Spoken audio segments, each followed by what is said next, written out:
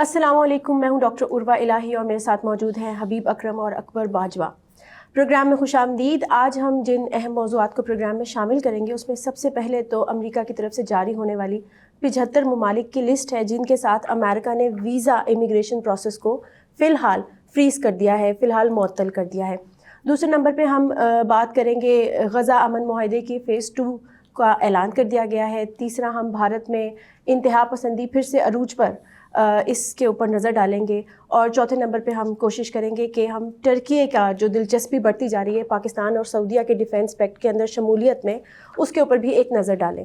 تو سب سے پہلے حبیب صاحب، امیگریشن لسٹ پاکستان بھی اس میں شامل ہے۔ پاکستان کے لیے بڑی تشویش کی بات ہے، اور دفتر خارجہ کے ترجمان سے پوچھا بھی گیا کہ حالات تو بہت اچھے جا رہے تھے، تو جن 75 ممالک کی لسٹ شامل کی گئی تو اس میں پاکستان کو بھی شامل کر دیا گیا۔ پاکستان ہمیشہ اپنی اس طرح کی کوئی بھی پابندی اگر اس پہ لگتی ہے یا کوئی بھی اس کو کچھ ملتا ہے تو اس کا ایک پیمانہ ہے، وہ یہ ہے کہ کیا انڈیا اس لسٹ میں شامل ہے۔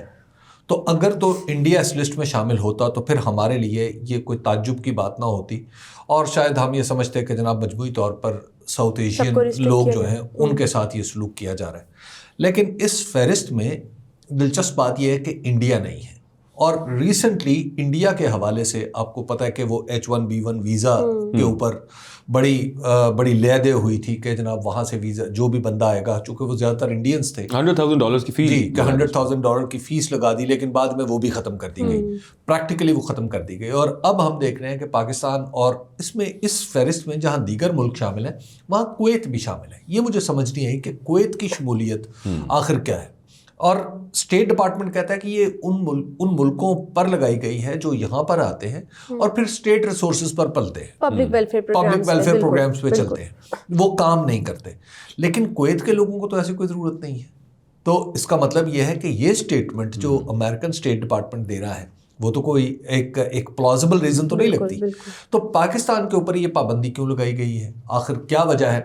ایسا لگ رہا ہے کہ اگر اس لسٹ کو مجموعی طور پر دیکھیں کہ ایک ٹھیک ہے اینٹی امیگریشن ہے، سارا کچھ ہے، پاکستانیوں کی بڑی تعداد ہے امریکہ میں، لیکن بھارتیوں کی تعداد وہاں پر زیادہ ہے، وہاں پہ میکسیکنز کی تعداد زیادہ ہے، وہاں پہ دوسرے ملکوں کے لوگوں کی تعداد زیادہ ہے۔ پاکستان پر یہ پابندی کیوں لگائی گئی ہے؟ اس کا مطلب ہے کہ اس کے پیچھے کوئی نہ کوئی چیز ایسی کام کر رہی ہے جو اس وقت ہمیں نہیں پتا۔ حالانکہ ہم نے تو پاکستان نے تو اسٹیو وٹکوف کی کمپنی کے ساتھ، ان کے بیٹے کی کمپنی کے ساتھ جس میں ڈونلڈ ٹرمپ کے بھی شیئر ہیں، ان کے ساتھ معاہدہ بھی کیا ہے۔ بالکل۔ تو آخر یہ کیوں ہو رہا ہے؟ یہ خالی یہ نہیں دیکھا جا سکتا کہ یہ اینٹی امیگریشن کیمپین ہے جس کی وجہ سے لوگ، آپ کا مطلب ہے کوئی اسٹریٹجک بٹن کسی درجے میں جسے دبایا گیا ہے؟ آئی گیس ہمارے جو طاہر اندرابی ہیں دفتر خارجہ کے ترجمان، انہوں نے تو کہا ہے بس یہ ایک انٹرنل ریویو کے بعد پاکستان کا نام نکال دیا جائے گا۔ آپ سمجھتے ہیں کہ پیچھے کچھ اور محرکات ہیں اور کچھ اور چیزوں پہ سیٹلمنٹ ہوگی؟ اگر آپ اس کو اٹھا کے دیکھیں نا فہرست کو، اس میں پاکستان کے نام کی شمولیت کی وجہ سمجھ نہیں آتی۔ مطلب آخر کیا، اگر کویت کو اس میں، جب آپ کویت کو بھی دیکھتے ہیں تو کویت سے کیا پرابلم ہے؟ کویت کے لوگ تو اول تو بہت تھوڑی سی آبادی ہے، اور کویت کے لوگ وہاں جاتے ہیں وہ اتنے امیر لوگ ہیں کہ انہیں وہاں پر اسٹیٹ ریسورسز کے اوپر تو نہیں رہنا پڑتا۔ اور پاکستان کتنے لوگ ہیں جو وہاں پہ اسٹیٹ ریسورسز پہ یا پبلک ویلفیئر پروگرامز پہ رہ رہے ہیں؟ بہت کم ہے۔ اچھا حبیب صاحب، اس میں میرا جو اپنا بھی کنسرن ہے کہ دیکھیں وہاں ایک اینٹی امیگریشن ڈرائیو آلریڈی چل رہی ہے، آپ کو پتہ ہے پچھلے دنوں بھی ایک خاتون تھی نکول نامی، ان کو بھی آئس نے، جو کہ ان کی basically enforcement, anti immigration enforcement ان کی پولیس ہے، تو اب ان کو مطلب قتل کر دیا گیا۔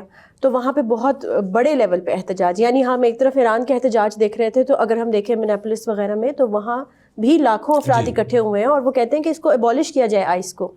تو اگر ہم اس کانٹیکسٹ میں دیکھیں کہ وہاں جو اینٹی امیگریشن ڈرائیو ہے وہ صرف اس کانٹیکسٹ میں نہیں ہے کہ صرف اور صرف پبلک ویلفیئر کے اوپر پل رہے ہیں اور ہمارے ریسورسز کھا رہے ہیں، وہ نسلی امتیاز کے اوپر بھی بیسڈ کرتی ہے، اور پھر اسلاموفوبیا بھی آپ کو پتہ ہے کہ بہت زیادہ ہے، ایز اے اسٹیٹ اسٹریٹجی بھی اس کو پھیلایا گیا تھا۔ تو آپ کو نہیں لگتا کہ وہ جو ہم اور محرکات کی بات کر رہے ہیں، جس طرح آپ کویت ہے وہ بھی ایک مسلم ملک ہے، تو یہ اسلاموفوبیا بھی اس کے پیچھے ہو سکتا ہے، نسلی امتیاز بھی ہو سکتا ہے، سعودی عرب بھی ہو سکتا تھا، لیکن آپ دیکھیں انڈیا سے بہت سارے مسلمان جا سکتے ہیں۔ دیکھیے بات ایسا نہیں ہے، اچھا ویسے Kuwait it self is a welfare country. ہاں وہاں پہ جو کویتی نیشنلز ہیں ان کو ویسے ضرورت نہیں ہے, گورنمنٹ ان کو اسٹائپنڈ دیتی ہے. It is the most powerful currency of the world, Kuwaiti dinar, the most. نہیں وہی بات ہے نا کہ کچھ اور ریزنز بھی تو اس کا مطلب دیکھیے کویت کو آخر کیوں رگڑا کے دیا گیا. اب حبیب صاحب سعودیہ میں تو پھر کنگ شپ بھی تو ہے نا, تو وہاں پہ تو ڈیموکریسی کا پرچار نہیں کرتا. دیکھیے باقی جگہ بھی تو یہی کیفیت ہے نا. مسئلہ یہ ہے کہ پاکستان کیوں, اگر پاکستان کو ایک براڈ ڈرائیو کا حصہ بنایا گیا ہے اور انڈیا اس میں شامل نہیں ہے تو پاکستان کے لیے کنسرن ہونا چاہیے. اس کا مطلب یہ ہے کہ ساؤتھ ایشیا میں امریکہ میں اگر امریکہ اگین پھر پاکستان کے ساتھ اگر کچھ کر رہا ہے تو وہ ٹرانزیکشنل ہے, اس کی نیچر کو لانگ ٹرم نہیں ہے, کیونکہ انڈیا کے ساتھ امریکہ کا تعلق تو پھر بدستور لانگ ٹرم ہے نا. یہ چیز کم از کم یہ تو ثابت کرتی ہے نا. اچھا یہ ویزے کی پابندی, یعنی ویزے کے اوپر آپ جب یہ آ رہا ہے کہ جی پاکستان کے اوپر جو امیگریشن ویزے ہیں, بیسیکلی تو یہ بات ہو رہی ہے نا کہ جو امیگریٹ کر کے گئے ہیں ان کے لیے وہاں پر ابھی ان کی پروسیسنگ, ان کے پروسیس کو معطل کیا, ٹھیک ہے نا. باقی شاید وزٹ تو جاری رہے گا. اب جو امیگریشن کا معاملہ ہے انہوں نے تو پابندیاں بڑی زبردست لگائی ہوئی ہیں کہ جناب اتنے پیسے دیں, اتنا کچھ ہو, آپ یہ کرتے ہوں, آپ وہ کرتے ہوں. تو وائے پاکستان, یہ ایک ایسا سوال ہے جس کا جواب شاید امریکہ سے بھی نہیں آ رہا, لیکن یہ سگنل ضرور ہے کہ امریکہ کی طرف سے کہ بھارت کے مقابلے میں پاکستان کو ابھی تک وہ حیثیت حاصل نہیں ہے جس کے ساتھ کوئی اسٹریٹجک معاہدہ کیا جا سکے. جتنا ٹرمپ کی سٹیٹمنٹس کی وجہ سے بھارت کا مذاق بنا دنیا بھر میں, اور جس طرح سے موک کیا گیا ایک دوسرے کو, پھر جس طرح ٹیرفس لگائے گئے پاکستان پہ اس طرح نہیں لگائے گئے, تو بظاہر تو یہی ایک ماحول بنایا جا رہا تھا کہ انڈیا اور امریکہ کے درمیان میں جو ایک تناؤ کی کیفیت ہے. لیکن اگر ہم دیکھتے ہیں تو وہ جو تعلقات ہیں وہ وہیں قائم ہیں. جی وہ تعلقات وہاں پہ دیکھیے, جو انسٹیٹیوشنل ریلیشنز ہیں نا ود انڈیا وہ ڈیٹریریٹ نہیں کیے. تو حبیب صاحب پاکستان کے ساتھ تو پرسنل ریلیشن ہے نا کہ ٹرانزیکشنل نیچر کے رہے, اور ہمیشہ ہی ایسے رہے ہمارے. جیسے جب ہمارا اور امریکہ کا مطلب امریکہ کا مفاد ہم سے پورا ہو جاتا ہے تو امریکہ ہمیں بالکل ابینڈن کر دیتا ہے. یہ تو یوزل ایک ہمیشہ سے وہ ہاتھ لٹکا کے نکل جاتا ہے. بالکل. لیکن یہ ابھی امریکہ کی ڈومیسٹک جو اس وقت سچویشن ہے, خاص طور پہ اکنامک, یہ آپ کی بات درست ہے, بڑا قابل غور نقطہ ہے کہ کویت وہاں پہ موجود ہے اور دیگر ملک اس طرح کے جن کو ضرورت نہیں یا ان کے امیگرینٹس وہاں پہ جا کے انڈیو ویلفیئر فیورز نہیں لیتے, تو ان کا نام لسٹ میں کیوں ہے. لیکن جو اکنامک جن ڈولڈرمس میں پھنسا ہوا ہے اس وقت امریکہ خود, تو یہ ایک انٹرنل سگنلنگ بھی تو ہے کہ آپ نے کیا کیا بنیادی طور پہ امریکہ نے کہ کمپلیکس اکنامک انٹریکشن کو سمپلیفائی کر دیا دیم ورسز اس میں, کہ یہ ہیں ان کی وجہ سے آپ امریکنز جو ہیں, میرا ووٹر جو ہے وہ اصل میں یہ کھا جاتے ہیں پیسے, اس کی وجہ سے میں آپ کی ویلفیئر کے لیے کام نہیں کر پا رہا. یہ بھی پچھلے دنوں جو دوبارہ وظیفے لگائے ہیں ڈونلڈ ٹرمپ نے, اچھا وہ ٹو لٹل ٹو لیٹ والا کچھ حساب ہے. سو ممکن ہے یہ بھی ہو سکتا ہے کہ ان کو جسٹیفائی کرنے کے لیے کہ آپ کو میں اس طرح کا ریلیف نہیں دے پایا, وہ یہی لوگ ہیں. And we have to close borders, اور پھر xenophobia overall. ہاں اس میں اگر آپ ایک انڈیا کا نام بھی ڈال دیتے تو کم از کم پاکستان کی تالیف قلب تو ہو جاتی نا. میں حبیب صاحب ایک گراف دیکھ رہا تھا, یہ ہے نا ایک وہ بات درست تو ہے, یہ لیکن میں گراف ایک دیکھ رہا تھا, چلیں وہ اس کو ہم پروگرام میں بیچ میں شامل بھی کر دیں گے, وہ I remember where I saw it. وہ یہ ہے کہ different nationalities the immigrants from which جو امریکہ میں موجود ہے وہ پروڈکٹیو کتنے ہیں اور وہ ریلائی کتنا کر رہے ہیں امریکن ویلفیئر کے اوپر. تو انڈیا جو ہے نا بہرحال اس گراف پہ کافی نیچے ہے, بہت نیچے ہے, بلکہ وہ جو گراف سے باہر ہے تقریباً, جو سب سے زیادہ بڑے جو باقاعدہ جو امریکہ ہی بتاتا ہے کہ یہ چوس رہے ہیں جناب ہمیں, ان میں انڈیا ہے نہیں ویسے. جی انڈیا ہے بھی نہیں. چلیے دیکھیے پروڈکٹیو زیادہ ہے, لیکن مسئلہ یہ ہے کہ یہ تو ایک پولیٹیکل نیچر کا فیصلہ بھی ہے نا. بالکل. اچھا جب پولیٹیکل نیچر کا ہے تو آپ اس کو انٹرنیشنل پالیٹکس بھی تو اتنی جگہ سے اور ڈنڈا مارا ہوا ہے انڈیا کو, چلو ادھر سے چھوڑ دیتے ہیں. دوسری بات یہ ہے کہ پاکستان کے, یہ تو بات اپنی جگہ فیکٹ ہے کہ پاکستان کے لوگ جو بیرون ملک میں ہیں بہت سارے, ان سے لوگوں کو شکوے تو ہے نا. سعودی عرب کو شکوہ ہے کہ یہاں پہ مانگنے لوگ آ جاتے ہیں, بالکل. عرب امارات کو یہ شکوہ ہے, بالکل ہے. ایون انگلینڈ میں جو پاکستان ورسز انڈیا اگر ہم مقابلہ کریں تو پاکستانی کمیونٹیز فار بیہائنڈ.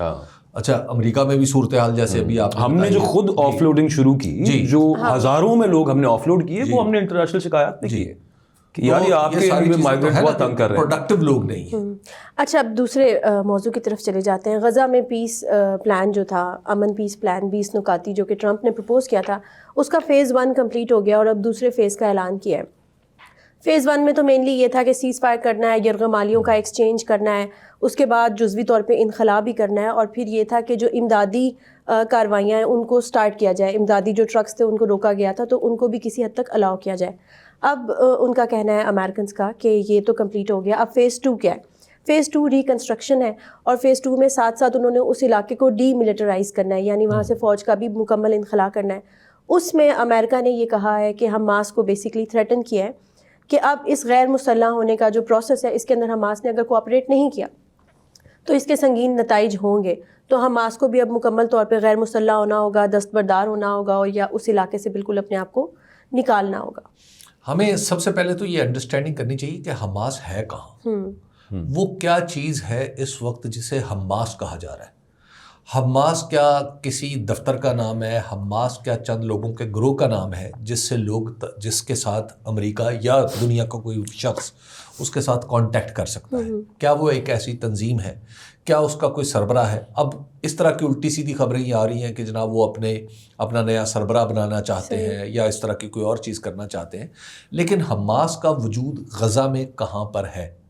اب اسرائیل کے کہنے پہ تو اس وجود کو نہیں تسلیم کیا جا سکتا نا, چونکہ اسرائیل کی کوشش یہ ہے کہ اسرائیل ہمیشہ اپنی بقا کے لیے کوئی نہ کوئی ایک ایسا اپنے لوگوں کے سامنے ایک ایسا خطرہ پیش کرتا رہتا ہے جو خطرہ ضروری نہیں تو ہو. اب حماس کے ساتھ جو سلوک ہو چکا ہے, کیا حماس واقعی اس وقت اس قابل ہے کہ وہ اسرائیل کو کوئی ڈینٹ ڈال سکے, نقصان پہنچا سکے؟ That is one thing.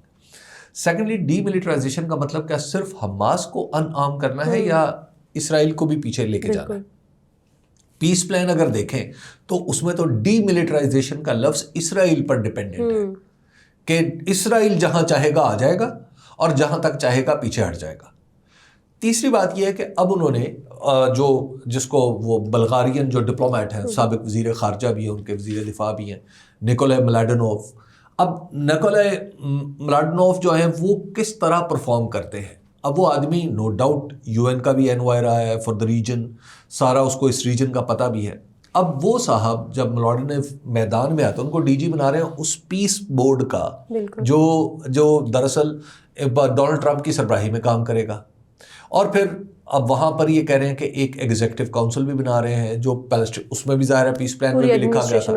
اب وہ 15 رکنی ان کے لیے احمد الساس کے نام سے انہوں نے ایک صاحب شاید منتخب کیے جو پہلے پیلسٹین اتھارٹی میں بھی رہ چکے ہیں, تو ان کو وہ منتخب کیا کہ وہ اس کی ری بلڈنگ کریں گے یا ڈے ٹو ڈے افیئرس کو دیکھیں گے.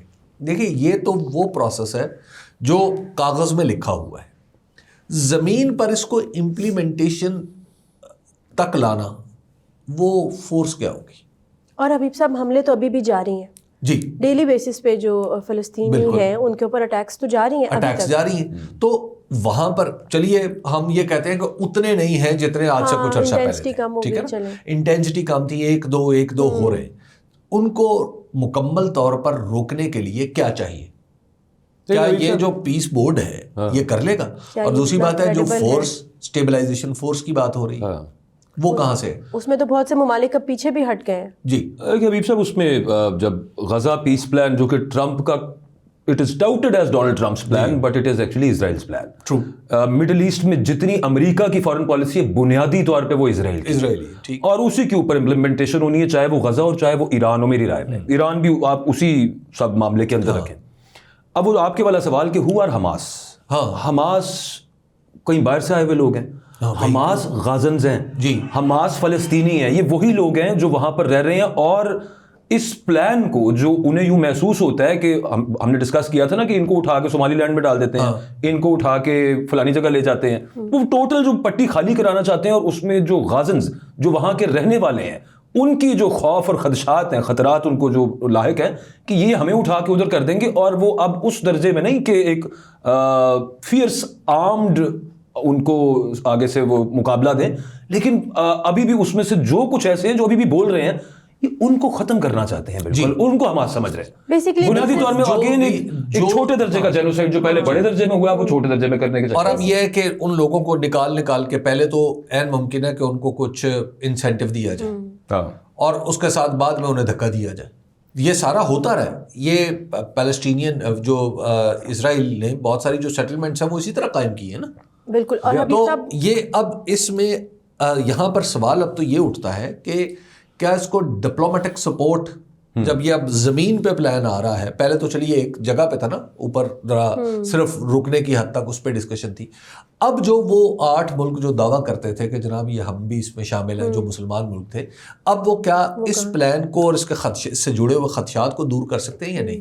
یہ دس از دا کوشچن میرا خیال ہے کہ جو اگلے کچھ دنوں میں ان سارے ملکوں کے سامنے آ جائے گا۔ اور حبیب صاحب اگر ہم دیکھیں تو جس طرح آپ نے کہا کہ حماس ہے کیا، اور مطلب آپ اس کو کیسے، یعنی از اٹ سم تھنگ کہ جو اب آپ کانکریٹلی آئیڈینٹیفائی کر سکتے ہیں، تو آپ دیکھیں تو یہ ایک ریزسٹنس کی کیپیسٹی ہے۔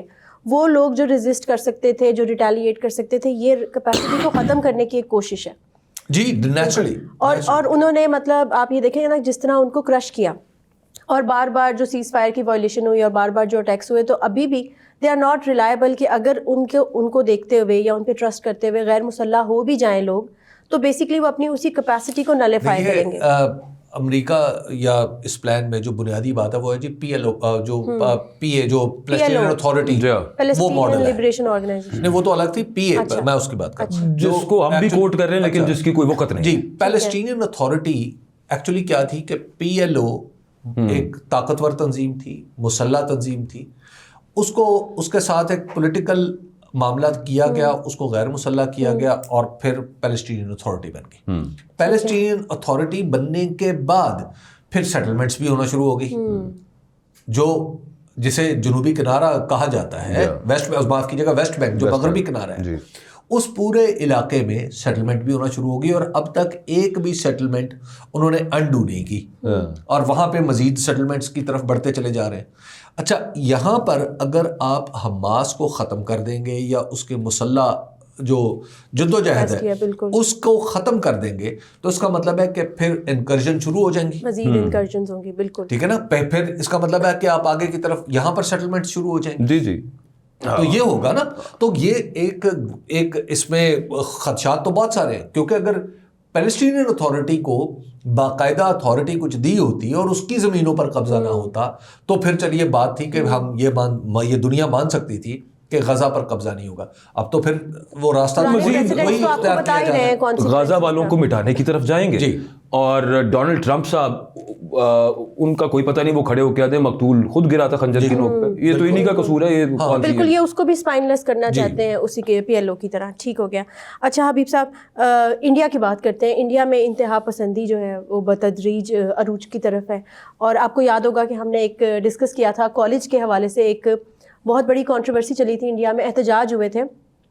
ایک کالج تھا شری ماتا وشنو دیوی کالج، ٹھیک ہے، میڈیکل کا کالج تھا۔ جب ایڈمیشنز ہوئے تو اس میں مسلمان جو طلباء تھے وہ میرٹ پر زیادہ سلیکٹ ہو گئے، تو اس حوالے سے احتجاج ہوا کہ بے شک جو نان مسلمز ہیں وہ میرٹ پہ نہ بھی آئیں تو بھی آپ کو ان کو ایڈمیشنز دینے چاہیے، ٹھیک ہے، اور ایڈمنسٹریشن کو فورس کیا گیا کہ ان کو یہاں سے نکالا جائے۔ کالج کی انتظامیہ نے اس وقت یہ سٹینڈ لیا تھا کہ ایسا نہیں ہوگا اور ہم میرٹ پہ ہی داخلے کریں گے۔ ابھی پتہ چلا ہے کہ اس کالج کو بند کر دیا گیا، اب کالج ہی بند کر دیا۔ اب آپ ذرا دیکھیں کہ یہ جو آپ نے کہا ہے نا تدریجن، اب میرا خیال ہے کہ اب تدریجن کام نہیں ہو رہا، گریجولی کام نہیں ہو رہا، اب کام بالکل سیدھے سباؤ ہو رہا ہے۔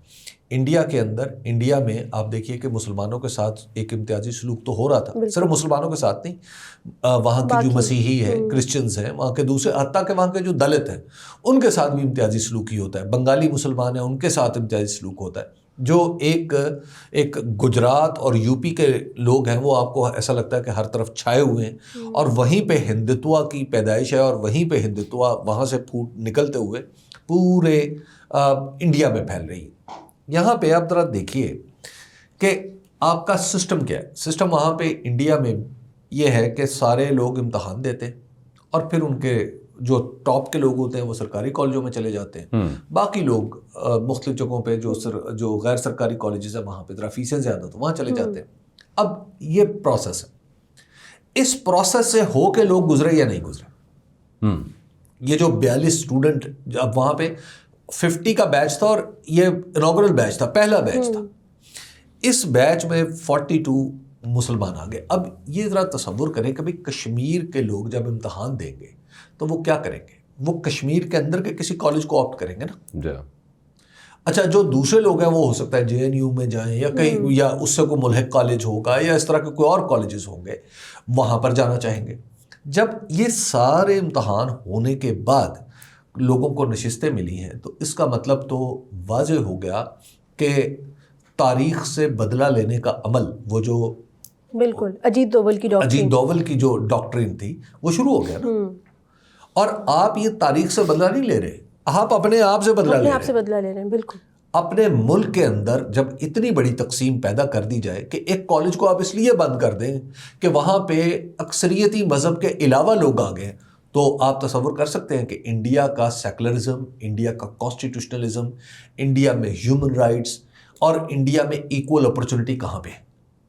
اس کا مطلب ہے کہ بھارت کی ایک شکل وہ ہے جو ویسٹ میں یہ پینٹ کرتا ہے، بھارت کی ایک شکل وہ ہے جو خود کو بڑی مارکیٹ ہونے کے ناطے یہ دنیا کے سامنے پیش کرتا ہے، اور پھر کیا کرتا ہے کہ پھر اس اپنے بڑے ہونے کی سچویشن کو دنیا کے سامنے پیش کر کے بلیک میل بھی کرتا ہے کہ میں اتنی بڑی مارکیٹ ہوں، ہم اتنی بڑی مارکیٹ ہیں تو اس وجہ سے ہم جو چاہیں گے کریں گے. مودی جی بیسیکلی یہ بلیک میل کر رہے ہیں نا. اچھا لیکن حبیب صاحب اس میں interestingly correct me if I am wrong, there is a difference between north and south India. Of course south Indians are بنیادی طور پہ جو انڈیجنس لوگ ہیں یہاں کے وہ ساؤتھ انڈین، وہ ہم بھی نہیں ہیں، وہ نارتھ انڈیا والے ہندو بھی نہیں ہیں. آپ جب برہمنس کی بات کرتے ہیں، آرینز کی بات کرتے ہیں، تو یہ بھی باہر سے کہیں سے آئے ہوئے ہیں، انہوں نے بھی آ کے یہاں پہ انویڈ ہی کیا ہوا ہے. یہ سارا جو ہم ہندوتوا والے فلسفی کی یا پھر انتہا پسندی کی جو بات کر رہے ہیں، یہ نارتھ انڈیا کے اندر زیادہ رجحان ہے. یہ ہمیں تمل ناڈو میں یا چنئی میں ادھر ہمیں ساؤتھ میں نظر اس طرح سے نہیں آتا یہ سب معاملہ. اور انٹرسٹنگلی ایک تو یہ دیکھیں نا کہ مطلب یہ وشنو ماتا دیوی کالج میں جب مسلمانوں کو نہیں جی آپ بغیر میرٹ کے ان کو دیں ایڈمیشن دیں، تو مجھے تو ایک وہاں کے جو مریض ہیں بیچارے پیشنٹس جو ہوں گے وہ جو رہے ہمارے لگ گیا. But at the very same time یہ جو ساؤتھ انڈیا کے جن پر انڈیا بنیادی طور پہ تنگڑتا ہے نا کہ جناب وہ دیکھیں فلانے سی او وہ میجورٹی ساؤتھ کی ہے، وہ ساؤتھ کے لوگ ہیں. جی لیاقت جس کو آپ کہتے ہیں، جو لائق لوگ ہیں وہ زیادہ تر ساؤتھ کے ہیں. بالکل وہ یہ ہے ہی نہیں. ہاں نارتھ والے وہ ساڑھے ورگے ہی نہیں. اصل میں ایسے ٹیکٹکس آپ کو ویلیڈیشن حاصل کرنے کے لیے چاہیے ہوتے ہیں، لائک یو سیڈ کہ اصل لوگ وہ بھی نہیں ہیں، وہ بھی انویڈرز ہیں، تو وہ اپنے آپ کو یہ جو ثابت کرنے کے لیے کہاں تک چلے جائیں گے. مجھے تو وہاں سے یاد ہے ہسٹری سے آپ کہاں تک جائیں گے. مسئلہ یہ ہے کہ آپ آرینز تک اس سے پہلے کہاں تک جائیں گے، اس کے بعد آئیں گے کہاں پہ آئیں گے. دیکھیں نا حبیب صاحب، اگر آپ امریکہ کے بھی مثال دیکھیں، وہ بھی امیگریشن کے خلاف بات کر رہے ہیں جو خود امیگرینٹس ہیں وہاں. دیکھیں تاریخ رہنے کے لیے اچھی جگہ نہیں، تاریخ میں رہا نہیں جاتا، اس سے آگے نکلا جاتا ہے. لیکن انڈیا ایسا لگ رہا ہے کہ وہ وہیں اپنی ہندتوا میں پھنس گیا. اچھا ویسے انڈیا کے جتنے بھی دشمن ہیں انہیں تو اس طرح کی حرکتوں پہ بڑی خوشی ہوتی ہے کہ جناب مودی جی ٹھیک ہے اپنے ملک کو خود ہی اس کی جڑیں کھود رہے ہیں، تو لگے رہے اسی کام میں، تو وہ لگے ہوئے ہیں. اچھا پنجاب میں نہیں نا، ویسے انڈیا میں یہ کام ہے میرا خیال ہے. پنجاب میں نسبتاً کام ہے کیونکہ پنجاب میں سکھ اور ہندو دونوں ہیں. مطلب دیکھیے پاکستان یہ ساری چیزیں بھگت چکا ہے. پاکستان نے اپنے حصے کی غلطیاں کی ہیں. اچھا ان غلطیوں سے پاکستان تو باہر آ رہا ہے، اگرچہ مکمل طور پر نہیں، اب بھی یہاں پہ ایسے عناصر موجود ہیں، ہمارے اپنے طرح کے مسائل ہیں. اور ہاں لیکن اب اس طرح کے مسائل نہیں ہیں. وہاں پہ آپ ایک اقلیت سے لوگوں کو ڈرانا شروع کر دیتے ہیں. بالکل حبیب صاحب، دیکھیں نا اقلیت کو تو پروٹیکٹ کیا جاتا ہے. اب ہمارے ہاں بھی اگر آپ دیکھیں تو اوپن میرٹ پہ بھی ان کو الاؤ کیا جاتا ہے کہ وہ کمپیٹ کریں، کنٹیسٹ کریں، اور اس کے بعد ان کے لیے ریزروڈ سیٹس بھی ہوتی ہیں. جی بالکل ہے. بالکل. اچھا حبیب صاحب، آج کل بڑا پاکستان کے جیسے JF-17 کی ہم نے بات کی کل بھی، اور بڑا ہر طرف چرچا ہے. تو دوسری طرف ہم دیکھیں کہ پاکستان اور سعودیہ نے جب سے ڈیفینس پیکٹ کیا ہے تو پتہ چل رہا ہے کہ اور بھی ممالک انٹرسٹڈ ہیں. تو سب سے پہلے ٹرکی کا نام آ رہا ہے، وہ بھی شامل ہونا چاہتا ہے پاکستان سعودیہ کے ڈیفینس پیکٹ میں. دیکھیے ایک تو پرابلم یہ ہے ترکی کی کہ ترکی نے ایک طویل عرصہ لگایا ہے EU میں شامل ہونے کے لیے. نیٹو کا وہ ممبر ہے اور بڑے طویل عرصے سے اس کی کوشش رہی، مختلف طرح کے انہوں نے کام کیے، تقاضے کیے، مطالبے کیے کہ آپ ہمیں یورپی یونین میں شامل کریں. لیکن یورپی یونین نے کبھی ایک بہانہ بنایا، کبھی دوسرا بہانہ بنایا، اور بنیادی طور پر ترکی میں یہ تصور ہے کہ یہ دراصل ایک مسلمان ملک کو یورپ میں شامل، EU میں شامل نہیں کیا جا رہا. یہ وہاں پر ایک تاثر موجود ہے. اس تاثر کے بعد جب یہ نجم الدین اربکان کی پہلے حکومت آئی اور اب پھر جب طیب اردوان کی گورنمنٹ آئی، تو طیب اردوان نے آہستہ آہستہ ان کا کلیم تو ہے لیکن اس سے وہ وڈرا کرتے چلے جا رہے ہیں. اب آپ ترکی کی طرف سے بار بار یہ مطالبہ نہیں سنتے کہ EU کے اوپر وہ EU کو پریشرائز کر رہے ہیں یا EU کا کوئی اسپیشل اجلاس ہو رہا ہے, تو وہاں سے تو وہ ہو گئے ہیں مایوس. نیٹو کے وہ بدستور ممبر ہیں. نیٹو میں جو ڈونلڈ ٹرمپ صاحب کی حرکتیں ہیں اس نے انہیں کافی ویک کر دیا. اب ترکی کے سامنے آپشنز ہیں, وہ یہ ہے کہ ترکی ایسٹ ورڈ آئے یا ویسٹ ورڈ جائے. ترکی نے اپنی ساری پالیسی ہمیشہ ویسٹ ورڈ رکھی ہے, وہ ویسٹ کے ساتھ ٹریڈ کرنا چاہتا ہے, وہ ویسٹ کے ساتھ وہ اتحادوں میں شامل رہا ہے, وہ ساری چیزیں اس طرف کرتے ہیں. یہ پہلی چیز ہے کہ ان کی ایسٹ ورڈ پالیسی میں ایک تبدیلی آ رہی ہے. پاکستان کے ساتھ بھی ان کے جو معاملات ہیں, آپ ذرا دیکھیے نا کہ پاکستان اور ترکی کے ریلیشن بہت زبردست ہے, لیکن ٹریڈ کو بہت بڑی نہیں ہے. اچھا, سعودی عرب کے ساتھ ترکی کے ریلیشن ماضی میں بڑے ایک آپ یوں کہیے کہ بڑے کھٹے میٹھے سے رہے ہیں. ایک موقع پہ جب پاکستان کے وزیر اعظم عمران خان تھے تو انہوں نے ایک چاہا تھا ایک نیا بلاک بنانا, نیا بلاک نہیں, ایک ٹی وی چینل لانا چاہتے تھے ترکی اور ملیشیا کے ساتھ مل کے. تو اس میں بڑا سعودی عرب کو بڑی تکلیف ہوئی تھی کہ یہ ایک نیا بلاک بننے جا رہا ہے, اور ترکی کو ہمیشہ سعودی عرب نے ایک آپ یوں سے یہ سمجھیے کہ شک کی نظر سے دیکھا ہے. پھر ترکی میں ہی وہ واقعہ پیش آیا تھا جس پہ وہ جرنلسٹ کا جو خشوگی کا جمال خشوگی کا واقعہ جو وہاں پر پیش آیا تھا, اس پہ بھی طیب اردوان نے موجودہ جو ولی عہد ہیں ان کی طرف فنگر پوائنٹنگ وہیں سے شروع ہوئی تھی. تو یہ کہنا کہ سعودی عرب کے ساتھ, سعودی عرب اور پاکستان کے درمیان جو پیکٹ ہے اس میں ترکی آ جائے گا, یہ ایک ہے خواہش اور دوسری ہے ریالٹی. ریالٹی میں ایسے لگتا ہے کہ یہ جو آپشن ہے شامل کرنے کی وہ سعودی عرب ہے, یعنی آپشن ہی سعودی عرب کے پاس ہے, ویٹو ادھر ہے کہ کیا سعودی عرب ان کو شامل کرے گا یا نہیں کرے گا. دوسری بات ہے کہ ترکی کو اکنامک پرابلم بھی ہے اور وہ ڈیپ ہوتے چلے جا رہے ہیں. ترکی کے پاس ڈرون ٹیکنالوجی ہے, ترکی کے پاس امریکن فیکٹریز ہیں اسلحہ ساز, تو وہ بھی چاہے گا کہ جو کہ ڈیفنس پیکٹ ہے, بہت بڑی ایک اسلحے کی ڈیل ہو سکتی ہے, تو یہاں پر یہ ایک پولیٹیکل راستہ بھی اختیار کرے. تو ترکی جب سعودی عرب کے قریب آ رہا ہے تو یہ ترکی کی پالیسی میں تو شفٹ کو انڈیکیٹ کر رہا ہے, لیکن کیا سعودی عرب بھی اس طرف آئے گا, اس کو ویلکم کرے گا, اس کو ویلکم کرے گا یا نہیں, یہ ایک دوسرا معاملہ ہے. پھر ترکی اور اسرائیل کے باہمی تعلقات بھی ہیں, ڈپلومیٹک ریلیشن بھی موجود ہیں, وہ اگرچہ اسٹرینڈ رہتے ہیں لیکن ان کے ریلیشن تو ہے. بالکل. تو اب یہ ساری چیزیں, اور پھر ایک ہسٹوریکل بیگیج بھی ہے, جس طرح ایک ہسٹوریکل ریلیشن ہے نا انڈین, یعنی وی ایز انڈین مسلمس اور ترکی ہے کہ جب وہ خلافت گرائی جا رہی تھی تو یہاں تحریک خلافت چلی تھی, تو اس وقت سے معاملات چل رہے ہیں. تو ایکچولی جو سعودی عرب نے ترکی کے خلاف ترکی گورنمنٹس کے خلاف لڑ کے ہی آزادی حاصل کی تھی, تو وہ ایک ریلیشننگ, وہ ایک پرابلم ہے وہاں پر. اچھا حبیب صاحب, پالیسی شفٹ تو بہت سے ممالک میں مطلب ابھی آ رہا ہے. ابھی ہم دیکھ رہے ہیں کہ آج ایک بیان آیا تھا جب امریکہ اور ایران کے تناؤ کی بات ہو رہی تھی. ایک طرف وہاں پہ امریکہ نے کہا کہ اگر جو سزائیں سنائی گئی ہیں ان پہ عمل درآمد ہوگا تو امریکہ ایران کے خلاف سخت اقدامات اٹھائے گا. دوسری طرف ایران یہ کہتا ہے, ایران نے ایشورنس کرائی کہ فی الحال کوئی پھانسی کی سزا نہیں دی جا رہی. تو جہاں یہ ڈسکشن ہو رہی ہے وہاں میں پڑھ رہی تھی کہ ریاض نے کہا کہ ہماری سرزمین ایران کے خلاف بالکل بھی استعمال نہیں ہوگی. اب دیکھیں نا, یہ بھی تو ایک رائیولز کنسیڈر ہوئے ہیں ساری زندگی. تو ریاض کی طرف سے یہ ایشورنس کہ ایران کے لیے کوئی بھی اوفینسو کے لیے ہماری سرزمین یوز نہیں ہونی.